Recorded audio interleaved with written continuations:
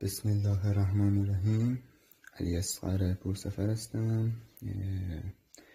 یک نکته جالب درباره اسامی اشاره رو میخواستم خدمتتون عرض کنم. اسامی اشاره که میدونید یعنی چی؟ یعنی مثلا این درخت، مثلا آن ماشین، این آنه بهش میگن اسامی اشاره. اسامی اشاره که که دارن یعنی چی؟ اسامی اشاره که آخر اونها حرف که داره، تأکید میکنم آخرشون، همشون معنای دور رو میدن. مثلا مثال رو ببینیم. ذالک یعنی آن در اسامی اشاره معنای دور هستش. تلک دوباره معنای آن میده.